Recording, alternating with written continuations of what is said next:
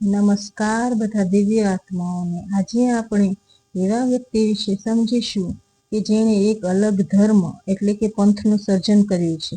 એવા મહાવીર સ્વામીનું તે એક ક્ષત્રિય કુળમાં તેમનો જન્મ થયો હતો। તેણે તેમના માતા ત્રિશળા દેવીના સંતોષ ખાતર યોગ્ય ઉંમરે યશોદા નામની રાજકુમારી સાથે તેમને લગ્ન થયા। તેમને પ્રિયદર્શના નામની પુત્રી પણ હતી। 30 વર્ષની ઉંમરે સંસાર ત્યાગ કર્યો। 12 વર્ષ સુધી ઉગ્ર તપસ્યા કરી। ઋજુપાલિકા નદીના કિનારે કેવલ્ય જ્ઞાન મેળવ્યું અને સુખ દુઃખના બંધનથી મુક્ત થયા। તેણે તપ કરી બધી ઇન્દ્રિયો પર જીત મેળવી જૈન કહેવાયા। પછીના 30 વર્ષ સુધી ધર્મ સંદેશ આપ્યો। પછી નિર્વાણ પામ્યા 72 વર્ષની ઉંમરે। આ તમને તેનો ટૂંકમાં પરિચય આપ્યો, પણ સમજવા જેવું તો જૈનોના નિયમો, વ્રતો, સિદ્ધાંતોમાંથી ઘણું બધું શીખવા જેવું છે। જૈનોના વ્રતો ખૂબ આકરા હોય છે। તેઓમાં બાળકોને નાનપણથી જ સત્યના માર્ગ પર ચાલતા શીખવે છે।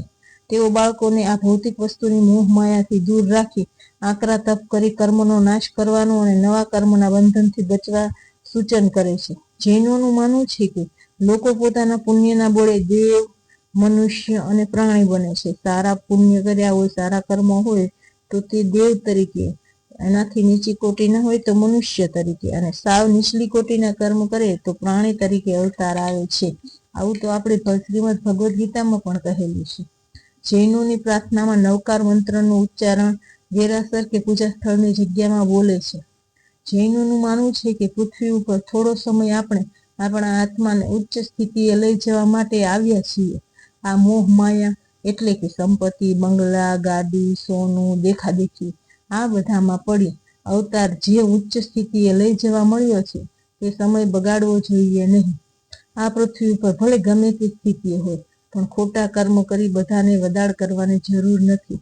અને તમે તમારું નથી અને જે તમારો હક નથી એ તમે અહીંયાથી લ્યો, તમારે દેવા ફરજિયાત પાછું આવવું જ પડે છે। પછી તમે કોઈ આગળથી એક નાની એમથી ચપટી પીને લીધી હોય તો એ દેવા પણ તમારે અવતાર લેવો પડે છે। એટલે કોઈનું વગર જોઈતું કારણ વિના લેવું નહીં, આવું એના જૈન ધર્મોમાં કહેવામાં આવ્યું છે।